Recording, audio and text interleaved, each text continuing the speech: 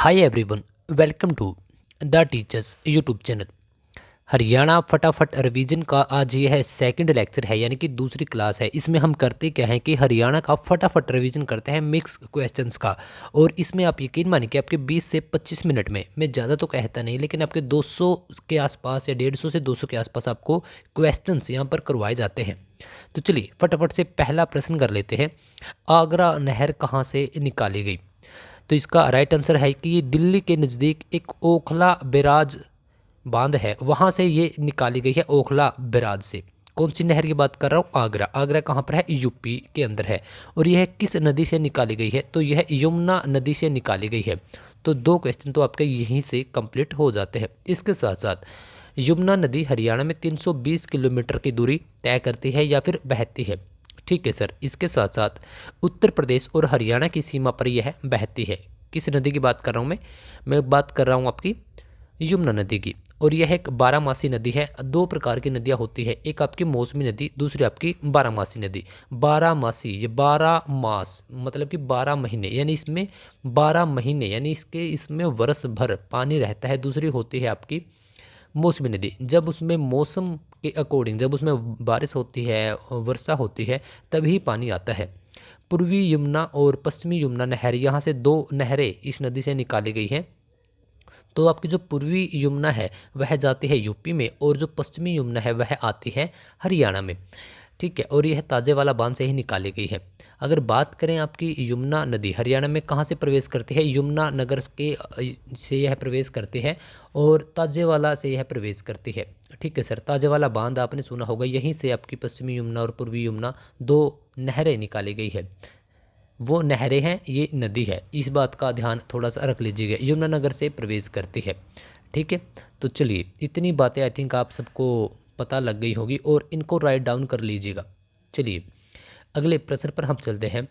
2024 के विधानसभा चुनाव में बनने वाले जेल मंत्री कौन हैं? तो आपको पता है ही है कि हरियाणा के अंदर 2024 के अक्टूबर में चुनाव हुए हैं। अगर आप यह वीडियो बाद में देख रहे हो 2-4 साल के बाद, फिर भी आपको पता होना चाहिए कि 2024 के अंदर अक्टूबर में चुनाव हुए थे। 5 अक्टूबर को वोटिंग होती है और 8 को उसका रिजल्ट आता है। और भाजपा सरकार हरियाणा के अंदर पूर्ण बहुमत से बनती है। 48 सीटें उसके पास आती है। हरियाणा में कितनी सीटें हैं अभी? 90 सीटें।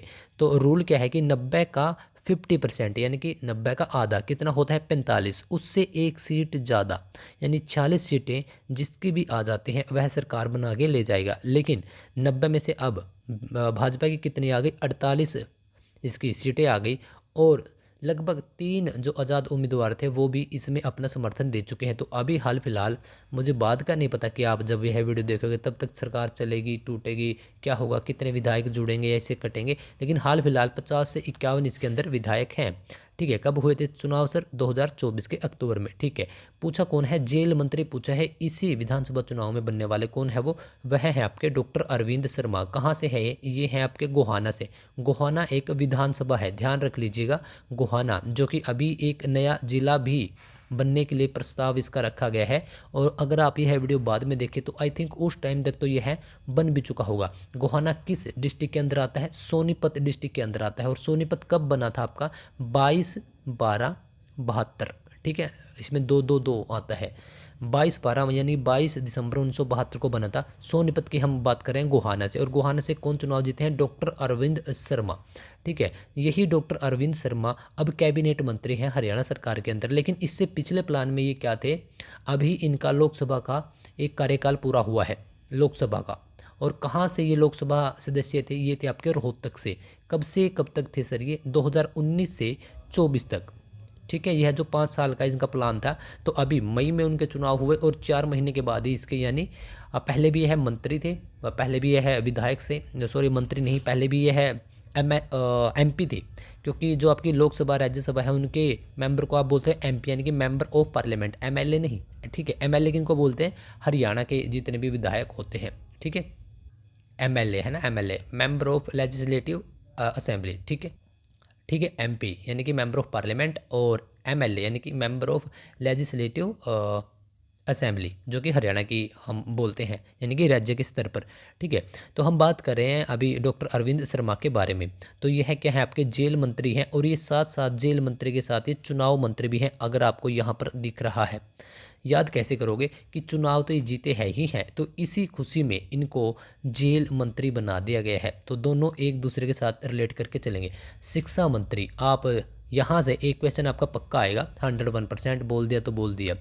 और इनको ध्यान से देखिए, शिक्षा मंत्री आपका महिपाल ढांडा, महिपाल ढांडा है ये। पहले कौन थे, कंवरपाल गुर्जर थे क्या? चलो पहले का रहने दो, कमेंट भी मत करना क्योंकि अब तो टाइम भी जा चुका है, वो पिछले क्वेश्चन आते भी नहीं।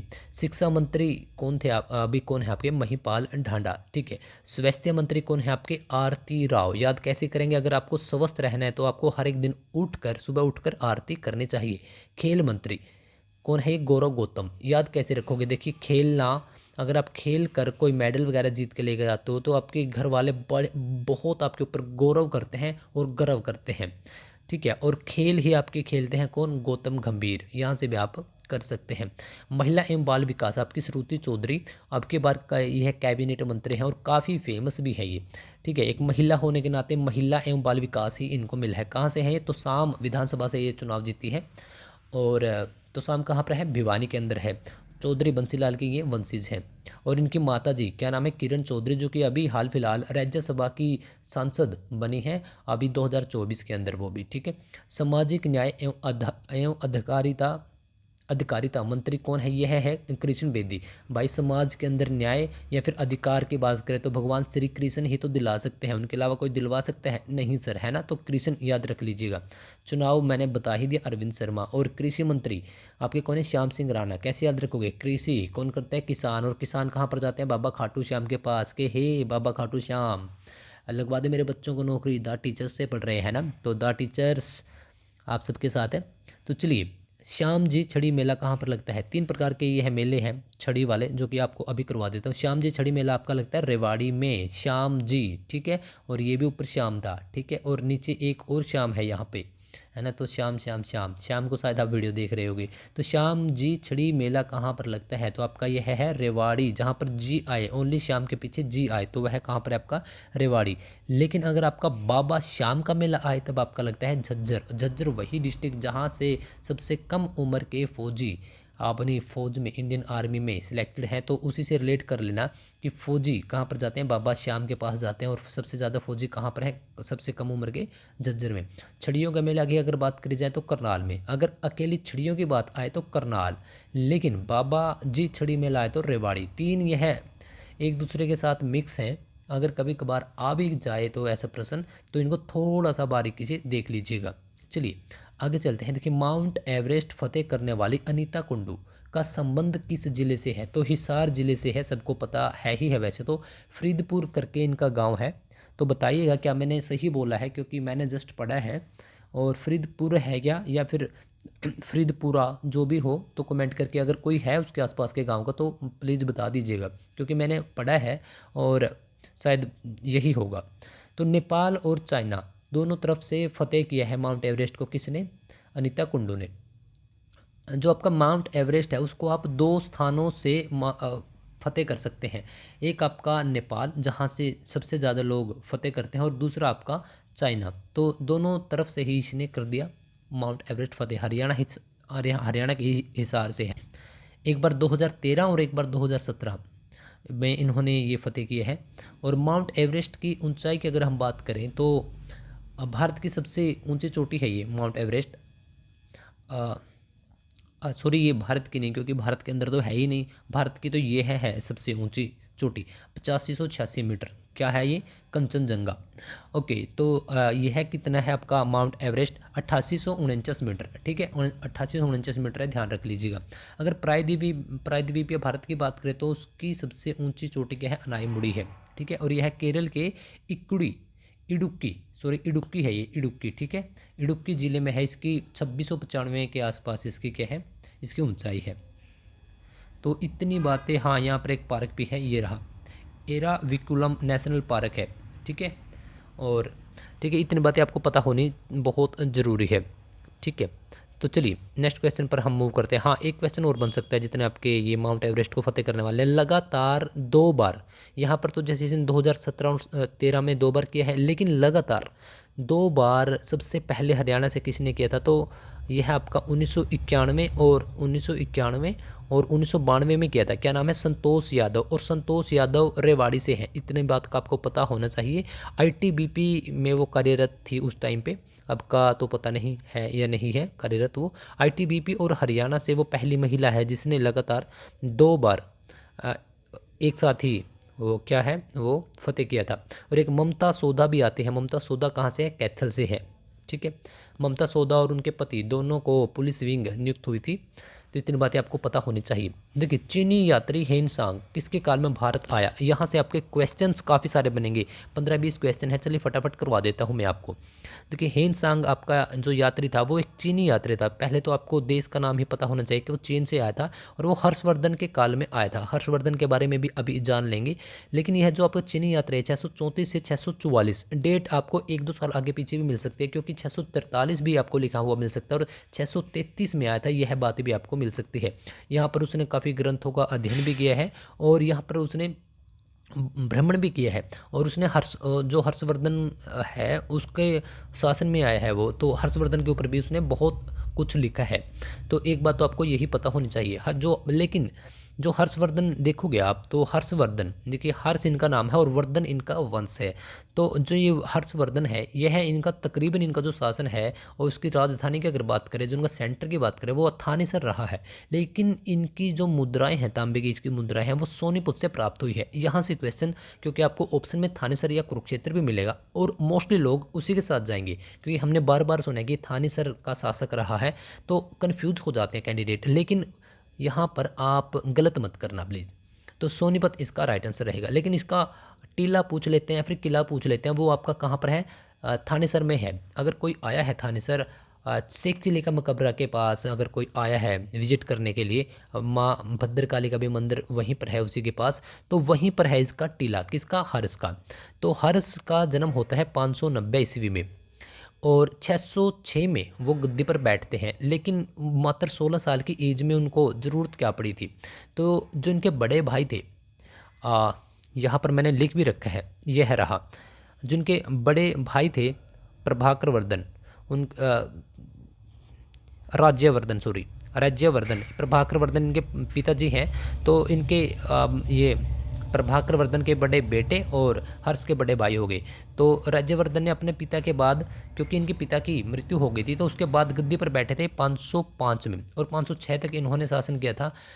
तो क्या होता है कि 606 में अब हर्ष बैठते हैं गद्दी पर, क्योंकि पिता की मृत्यु हो गई, भाई की मृत्यु हो गई, जीजा की भी मृत्यु हो जाती, तो सब अकेले पड़ गए थे। लेकिन काफ़ी इंटेलिजेंट थे ये और काफ़ी अपना शासन भी उत्तर भारत में ये फैलाने में कामयाब रहे। और हाँ, जो इनका जो कार्यकाल रहा है वो 606 से 647 तक रहा है। 647 में इनकी मृत्यु हो जाती है और यह उत्तर भारत के सबसे आखिरी हिंदू राजा थे, हिंदू सम्राट थे। इतनी बातें आपको पता होनी चाहिए। जो इनकी 3 मुख्य रचनाएं आती हैं बार बार, वह है रत्नावली, नागानंद या फिर नागानंदन, या प्रियदर्शिका।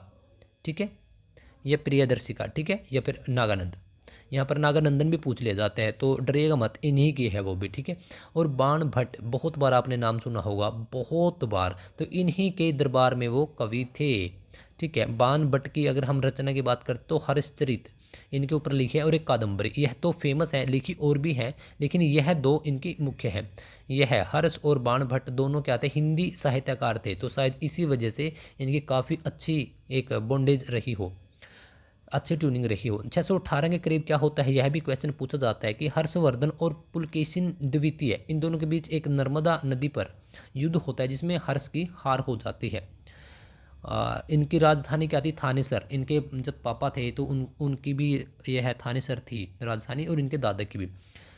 वर्धन वंश से इनका संबंध रहा है। इसके संस्थापक पुष्यभूति वर्धन साहब थे, लेकिन जो इनका वास्तविक राजा माना जाता है वो माना जाता है इनके पापा को। वास्तविक संस्थापक बोल सकते हैं या वास्तविक राजा प्रभाकर वर्धन को। लेकिन जो इनका सबसे शक्तिशाली सम्राट माना जाता है वह थे आपके सबसे आखिरी, जो हर्षवर्धन थे। हर्षवर्धन को पुष्यभूति वंश के नाम से भी जाना जाता है। सॉरी, हर्षवर्धन को नहीं, वर्धन वंश को।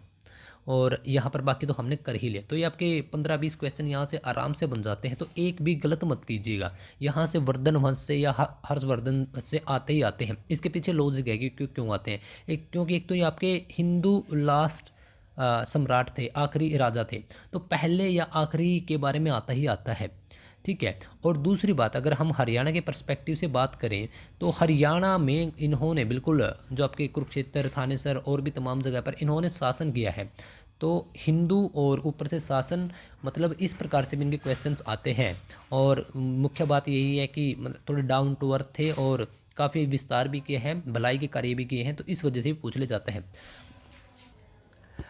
महाभारत का युद्ध के बारे में बात करते हैं कि यह कितने दिनों तक चला था। तो 18 दिनों तक चला था। देखिए, महाभारत से रिलेटेड जो भी आपके फैक्ट्स अगर आप जानना चाहते हो कि कौन सा जो बहुत सारे जो नए कैंडिडेट हैं, जो बहुत कम उम्र के स्टूडेंट्स हैं जो तैयारी कर रहे हैं, शायद उनको सही तरीके से नहीं पता चल पाता कि कौन सा करैक्टर कौन था, क्या उसके रिलेशन किसके साथ थे और क्या उसने किया है एक्चुअल में महाभारत में। और पूरी एक, अगर आप कहोगे तो, अदरवाइज मैं नहीं बनाऊंगा, लेकिन अगर आप कहोगे तो एक अच्छी सी प्यारी सी वीडियो बना दूंगा। आपका एक भी उससे मतलब क्वेश्चन भी कोई बाहर नहीं आएगा, अगर आएगा तो। और दूसरी बात कि आपको बहुत सारी इन्फॉर्मेशन भी मिलेगी, जानकारी भी मिलेगी। तो एक अच्छी सी वीडियो तकरीबन 50 मिनट 40 मिनट के आसपास बिल्कुल अच्छा टाइम लगा के मैं तैयार कर सकता हूँ, अगर आप कहोगे तो। अगर आप नहीं बोलोगे तो फिर मैं बनाऊंगा भी नहीं। ठीक है। तो 18 दिनों तक चला था। इसके कुछ खास पॉइंट हैं। सबसे पहले तो आपको पता है कि अर्जुन इस युद्ध को लड़ने के लिए या फिर करने के लिए, मैदान में उतरने के लिए तैयार भी नहीं थे। भगवान श्री कृष्ण ने बार बार समझाने पर तब वो इसमें रण क्षेत्र में आए थे। और तभी आपकी जो गीता है वो इसी वजह से इतनी विख्यात है कि अगर एक निहत्थे थे वो भी उस टाइम पे और बिल्कुल कमज़ोर थे, कि अगर अर्जुन को मतलब कहाँ से कहाँ आप जानते हो फिर कि युद्ध किस तरफ मुड़ा और क्या क्या चीज़ें हुई। तो मतलब इसी वजह से गीता फेमस भी है। तो अर्जुन ने भीष्म पितामह को 10वें दिन हराया था, इस बात का आपको पता होना चाहिए। और भीष्म पितामह को मृत्यु वरदान प्राप्त था और 58 दिन के बाद उनकी मृत्यु होती है। भीष्म पितामह का असली नाम देवव्रत था। ये क्वेश्चन काफ़ी बार पूछा गया है। युद्ध के 11वें दिन भगवान श्री कृष्ण विराट रूप धारण करते हैं और श्री कृष्ण भगवान ने अर्जुन को गीता का उपदेश कहाँ पर दिया था? ज्योतिसर, जो कि आपके कुरुक्षेत्र में ही है, और ज्योतिसर सरोवर के पास दिया था, बरगद का पेड़ के पास। अर्जुन के पुत्र हुए हैं अभिमन्यु। उसको कुरुक्षेत्र जो महाभारत का युद्ध है उसके 13वें दिन एक युद्ध चक्कर में, एक चक्रव्यूह में फंसाकर मारा गया था। तो युद्ध के 17वें दिन क्या होता है कि अर्जुन ने कर्ण को हराया था। कर्ण दानवीर, करनाल इनके नाम पर है ना। भीम ने दुर्योधन को ब्रह्म सरोवर से निकाला और उनकी मृत्यु वहीं पर हो जाती है। कैसे? क्योंकि उसकी वो झांग पर प्रहार करते हैं और उनकी मृत्यु हो जाती है और पांडव जीत जाते हैं। तो यहाँ से भी आपके काफ़ी क्वेश्चंस बन सकते हैं, इनको थोड़ा देख लीजिएगा। बात करते हैं कैथल में नवग्रह कुंडों की स्थापना किसने करवाई? तो युधिष्ठिर ने करवाई थी। और ये 9 कुंड यहाँ पर इनकी स्थापना करवाई थी, लेकिन वर्तमान में ये 5 ही है। क्यों करवाया था? क्योंकि पांडवों के सबसे बड़े भाई युधिष्ठिर ने करवाया था। और इसके पीछे लॉजिक भी था। क्या था कि महाभारत के युद्ध में शहीद हुए अपने पितरों की बहुत जो भी उसमें नुकसान हुआ था, उनकी आत्मा की शांति के लिए युधिष्ठिर ने 3100 ईस्वी पूर्व में इन कुंडों की स्थापना की थी। देखिए डेट्स आपको अलग अलग मिल सकती हैं। ठीक है। तो इसको देख लीजिएगा। इन कुंडों की खासियत यह है कि ब्रह्मांड में जिस अक्षांश और कोण पर ये नवग्रह है, तो इस उसी हिसाब से ये 9 कुंड यहाँ पर बनवाए गए थे। कैथल में उन्हीं जगह पर इनको स्थापित किया गया है। तो 9 कुंड थे, लेकिन अभी फिलहाल 4 या 5 बचे हैं। अभी आई थिंक 5 बचे हैं। ठीक है, 4 या 5 बचे हैं। ठीक है। और ये अलग अलग स्थान पर हैं, जैसे माता गेट है ना। तो चलिए, नवनिर्वाचित हरियाणा के सीएम कौन से नंबर के मुख्यमंत्री हैं? यह क्वेश्चन बहुत इंपॉर्टेंट है, यह पूछा भी जा सकता है। ये 11वें नंबर के हैं। 10वें के कौन थे? मनोहर लाल खट्टर, लगातार 2 बार मुख्यमंत्री रहे थे। उससे पहले 9वें नंबर के कौन थे? हुड्डा, भूपेंद्र सिंह हुड्डा, वो भी 2 बार मुख्यमंत्री रहे थे हरियाणा के। अगर पहले मुख्यमंत्री की बात करें तो भगवत दयाल शर्मा थे। कहाँ से थे? बीडी शर्मा इनको बोला जाता है। कहाँ से थे वो? झज्जर डिस्ट्रिक्ट के, झज्जर डिस्ट्रिक्ट जो आपका बेरी विधानसभा है वहाँ से थे। दूसरे मुख्यमंत्री की अगर हम बात करें, राव वीरेंद्र सिंह। इंपॉर्टेंट है, क्यों है? क्योंकि यह मुख्यमंत्री बनने से पहले हरियाणा विधानसभा के अध्यक्ष भी रह चुके हैं। ठीक है। और इसके साथ साथ इन्होंने हरियाणा की पहली क्षेत्रीय पार्टी बनाई और जस्ट 5 महीने वह 5 5 महीने ही उस पार्टी के हुए थे, तभी वह उसी पार्टी से चुनाव जीतते हैं और पहले गैर कांग्रेसी मुख्यमंत्री बनते हैं। कौन? राव वीरेंद्र सिंह। अगर मैं पूछ लूँ सेंटर में पहले गैर कांग्रेसी प्रधानमंत्री कौन थे, बताइए? तो वो थे आपके चौथे प्रधानमंत्री। अरे भाई कौन थे? मोरारजी देसाई। तो तीसरे की मुख्यमंत्री की अगर बात करते हो तो बंसी लाल साहब थे। पांचवें कौन थे? ताऊ देवी लाल थे। और छठे आपके भजन लाल। नौवें मैंने बता ही दिया भूपेंद्र सिंह हुड्डा। और 11वें नायब सिंह सैनी जो कि अभी बने हैं। तो ये कुछ हैं जिनके थोड़ा सा व्यक्ति वाइज क्रम आप अच्छे तरीके से याद कर लीजिएगा, पूछे जा सकते हैं। हरियाणा में सबसे ज़्यादा मुख्यमंत्री पद की बार बार सब किसने ली? चौधरी ओम प्रकाश चौटाला, 4 या 5 बार ली। सबसे कम कार्यकाल किस मुख्यमंत्री का रहा? तो चौधरी ओम प्रकाश चौटाला का कुल ही 5 दिन रहा था। सबसे ज़्यादा कार्यकाल किसका रहा? भजन लाल का। भजन लाल का कैसे रहा? क्योंकि वो अलग अलग बार मुख्यमंत्री बने हैं। वैसे एक साथ तो कोई 10 साल का मुख्यमंत्री नहीं बन सकता है ना, 5 ही साल का बनेगा। लेकिन जैसे कि खट्टर है, तो वो मुख्यमंत्री के बाद तुरंत मुख्यमंत्री बन गए। लेकिन यह क्या रहे हैं आपके भजन लाल? यह है जैसे कि आपके छठवें मुख्यमंत्री पहले बने, फिर कोई और मुख्यमंत्री बना, फिर कोई और बना, फिर दोबारा से फिर यही बन गए। तो इस प्रकार से इनका लगभग 11 साल से ऊपर का कार्यकाल है।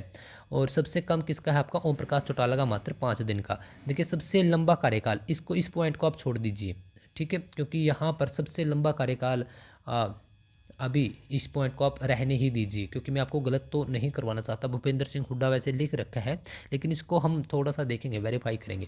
शराबबंदी किसके समय पर हुई थी? बंसी लाल के समय पर हुई थी शराबबंदी। इस बात का 96 से 98 का वो दौर था। हरियाणा का लौह पुरुष भी बंसी लाल साहब को बोला जाता है और आधुनिक हरियाणा का निर्माता भी बंसी लाल को बोला जाता है। जो खेतों में किसानों के लिए फुहारा सिस्टम है वो भी यही लेकर आए थे। लौह पुरुष भी इन्हीं को बोला जाता है, विकास पुरुष भी इन्हीं को बोला जाता है। उप प्रधानमंत्री के पद तक पहुंचने वाले सीएम कौन थे? ये आए थे आपके 1989 में, ये पहुंचे थे ताऊ देवी लाल। 5वें हरियाणा के मुख्यमंत्री ये बने थे। हरियाणा का ताऊ किसको दिया? जननायक किसकी उपाधि है? ताऊ देवी लाल की। देखिए हरियाणा में कितनी आरक्षित सीटें हैं, विधानसभा की बात कर रहा हूँ मैं, तो 17 हैं। 17 जो आपकी सीटें हैं, तो अभी कुल कितनी सीटें हैं? 90। और हरियाणा विधानसभा कहाँ पर है? चंडीगढ़ के अंदर है। मंत्रिमंडल में कितने विधायक मंत्री बन सकते हैं? तो 14। यह है काफ़ी इंपॉर्टेंट है, इसको आप याद ही रख लीजिएगा। 1966 में तो आरक्षित सीटें कितनी थी? 54 कुल थी और 10 आरक्षित थी। 1977 में यह 90 सीटें हो गई थी कुल। और आज भी कितनी हैं 2024 में? 90। अगर आप बाद में वीडियो देखोगे 2026 के, तब तक यह सीटें काफ़ी बढ़ चुकी होंगी, 117, 120, 22 हो चुकी होंगी।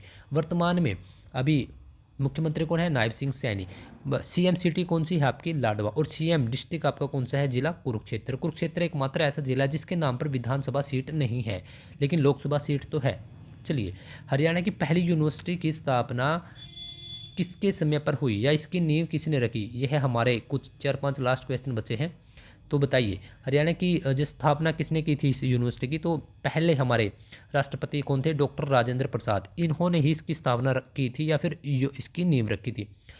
यह जो KUK यूनिवर्सिटी है, कुरुक्षेत्र यूनिवर्सिटी, हरियाणा की पहली यूनिवर्सिटी। अरे नाम तो यहाँ पर कहीं लिखा ही नहीं, तो कुरुक्षेत्र यूनिवर्सिटी है, इसको थोड़ा ठीक कर लीजिएगा, ठीक है। कुरुक्षेत्र यूनिवर्सिटी कहाँ पर है? कुरुक्षेत्र के अंदर है, जिसकी नींव किसने रखी? डॉक्टर राजेंद्र प्रसाद ने, जो क्या थे? भारत के पहले राष्ट्रपति।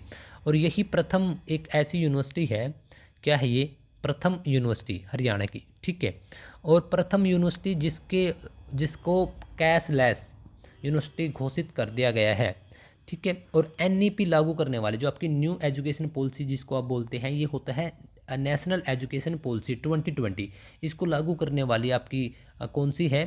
प्रथम यूनिवर्सिटी आपकी यही कुरुक्षेत्र यूनिवर्सिटी। अच्छा, जो आपकी NEP आपको 2020 दिख रहा है, इससे पहले कौन सी आपकी NEP आई थी तब, मतलब एजुकेशन पॉलिसी? तब वह थी आपकी 1986। और उससे पहले इन दोनों अक्षरों को आप उल्टा कर दो, 68, यानी 1968। तो यह तीसरी पॉलिसी है हरियाणा के अंदर। इतनी बातें भी आपको पता होनी चाहिए। तो चलिए, वही मैंने आपको बिल्कुल एग्जैक्ट टाइम दिया था 25 से 30 मिनट का, है ना, 20, 25, 30 मिनट का। और यहाँ पर हमने बहुत सारे प्रश्न किए हैं और बहुत जल्दबाजी में हमने, मतलब जल्दी जल्दी किए हैं। मैंने आपको कहीं पर रुक कर कोई भी सब्सक्राइब, लाइक ऐसे कुछ शब्दों का प्रयोग नहीं किया। मैंने कंटिन्यूसली वीडियो को रखा है। तो उम्मीद करता हूँ कि आपको टीचिंग स्टाइल, PDF वगैरह कंटेंट सब कुछ पसंद आ रहा होगा द टीचर्स पर। सो बता दूं कि द टीचर्स पर बहुत सारी वीडियोज अवेलेबल हैं हर एक सब्जेक्ट की। जो भी सब्जेक्ट आपको पढ़ना है आप प्ले लिस्ट से चेक कर सकते हैं। हाँ, एक बात मैं आपको कहना चाहूँगा कि आप टेलीग्राम चैनल ज़रूर ज्वाइन कर लीजिएगा, आपको बहुत सारा फ़ायदा होगा। जैसे कि हर एक दिन शाम को, हर एक दिन चाहे आपका एग्ज़ाम हो या ना हो, हर एक दिन क्विज़ करवाई जाती है। जब आपका एग्ज़ाम नियर हो, पास हो, तब क्विज़ कुछ ज़्यादा करवा दी जाती है, दिन में भी क्विज़ आपकी करवा दी जाती है। अदरवाइज़ आपकी हर एक दिन शाम को 10-20 क्वेश्चन आपको क्विज़ के रूप में करवाए ही जाते हैं। उसमें आपको क्या करना है, कुछ नहीं, आपका टेलीग्राम चैनल ओपन कीजिए और वहाँ पर जो क्विज आते हैं उस पर सही या गलत जो भी आपको आंसर लगता है उस पर क्लिक करते चलिए, मतलब अपने हिसाब से आंसर देते चलिए। और यकीन कीजिए कि आपके जस्ट 10 दिन में 500-700 क्वेश्चन बहुत अच्छे तरीके से कवर हो जाएंगे। और इसके साथ साथ पीडीएफ नोट्स बहुत सारी चीज़ अवेलेबल हैं वहाँ पर, हर एक दिन प्रोवाइड भी की जाती हैं। तो आप उस चैनल को एक बार विजिट कीजिए, बहुत आपको बहुत कुछ सीखने को मिलेगा। तो चलिए वीडियो को समाप्ति की ओर लेकर चलते हैं। उससे पहले मैं आपको यही कहना चाहूँगा कि अगर वीडियो कंटेंट आपको पसंद आए सो प्लीज़, अगर आप लाइक करना चाहते हैं तो लाइक ज़रूर कर दीजिएगा। लाइक हम इसी वजह से बोलते हैं क्योंकि आपका एक लाइक हमें काफ़ी मोटिवेशन देता है कि yes we are on the right track. So अब आप देख लीजिएगा, अब आपके ऊपर है, शेयर करना चाहें तो आपके ऊपर है।